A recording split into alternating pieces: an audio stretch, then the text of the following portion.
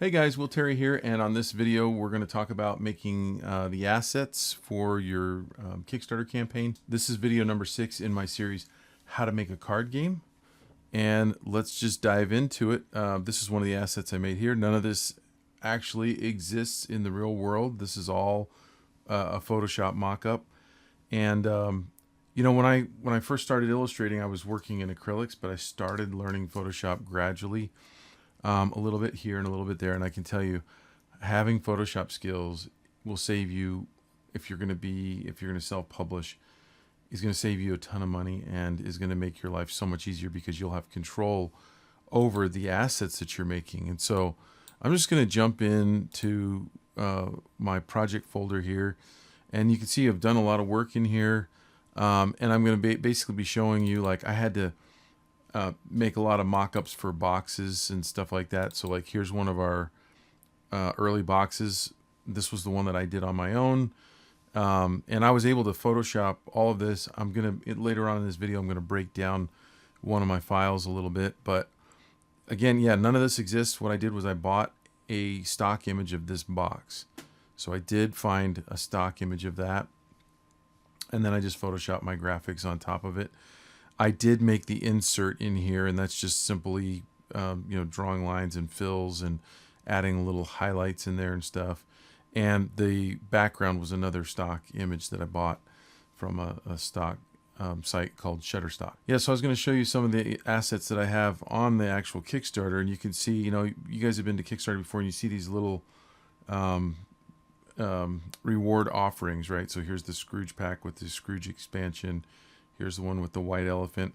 And, you know, I'm making all of these, but I'm making my life easier because I made the box first, and I have that on a PNG, so I can just put it in there and put other things on top of it and just kind of build things out that way. I also want to show you like another thing that I made is greeting cards right here. And so what I did was I ended up buying a stock image of this one greeting card. I could have made it on my own, but it was easier just to download that and then just throw my graphics on there and put some really crappy Photoshop shadows in there. And, you know, this will be looked at a lot smaller, and the smaller you go, the better it looks. It'll probably only show on the Kickstarter about that size. And people can see what they're getting. You know, one of the offerings that we're going to have for our reward tier is greeting cards, because it makes so much sense to go along with a Christmas game that you have Christmas cards, and they're snarky just like the game. And, you know, we wanted to come up with something that kind of fit, so I did a hand-drawn text, like it was just scribbled out by the sender, right? Another one I did was we're going to offer some stickers. So I just took the same characters, and I've got stickers on a white background here, right? So you can see there's like a cutout tone there. And this is just mocked up. Again, these don't exist yet, but this is about what they'll look like. And you want to be able to get as close as you can to what the actual thing is going to look like. You don't want people to have surprises. We might, on the Kickstarter, we'll probably choose to display it like this so that you can see that there's white that goes all around the stickers, and we price those out on various sites. And basically our formula on that is we're going to basically double our price or triple our price on what it costs us, so that no matter what happens, we don't lose any money. In order to get a lower price, sometimes you have to order 50 or 100 of something. And so what we're really hoping is that we have enough backers at that pledge level where we can maximize the cheaper option. So we don't really know. We shoot for doubling on the low end.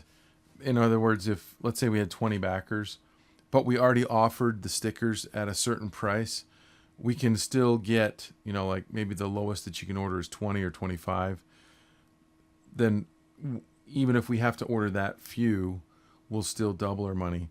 If we end up selling 100, well, we've already charged that price on that tier, so the extra, because we're going to get a cheaper price on the stickers, will come to us. And that's just good capitalism right there, I guess, right? The one that I want to break down for you is Ornaments. So we were going to offer Ornaments, and what I did was I went to the vendor that we plan on using, and I downloaded this image from their website. Now it's pretty low res, but again, on the website or on the Kickstarter site, it doesn't have to show super high. Now this is something that you could probably mock up and make yourself in Photoshop, but I chose to do it this way. Okay, so I'm going to go into my Photoshop file where I got this thing going, and you can see here that I added a little shadow, a little more dimension to the ceramic ornament, just so you could see it a little bit better. And then I just basically just put my artwork on top of it. And in this file, I actually made a GIF.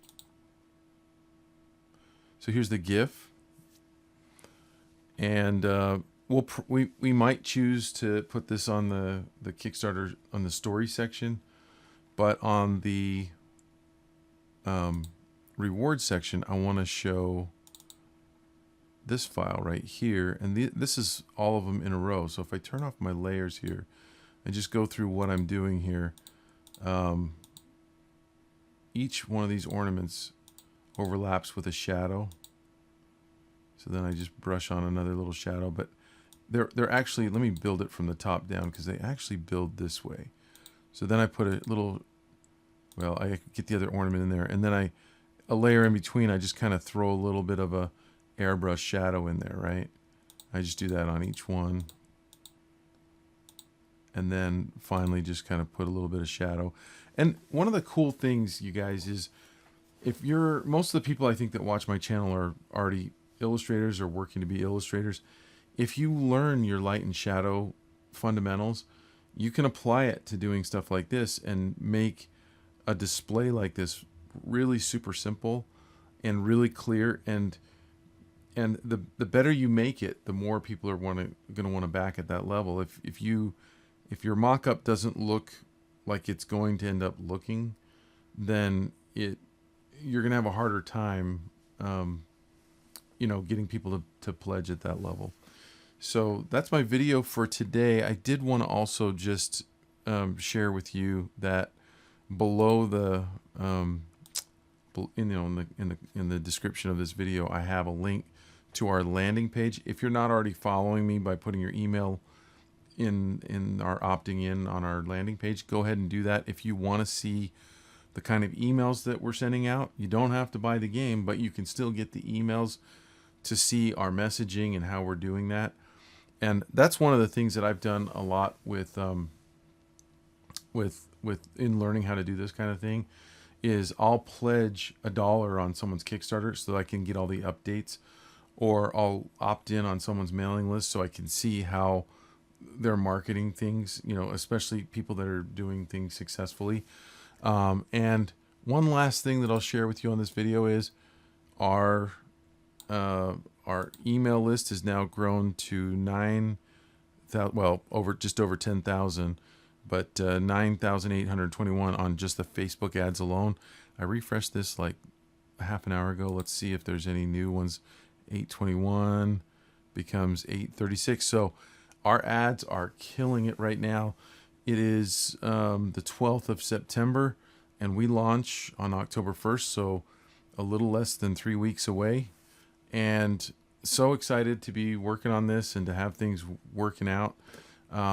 Again, thanks for following me. And our next video, I think we're going to talk about the Board Game Geek website and how to get your game listed on that site. So keep checking in with us, and thanks for watching.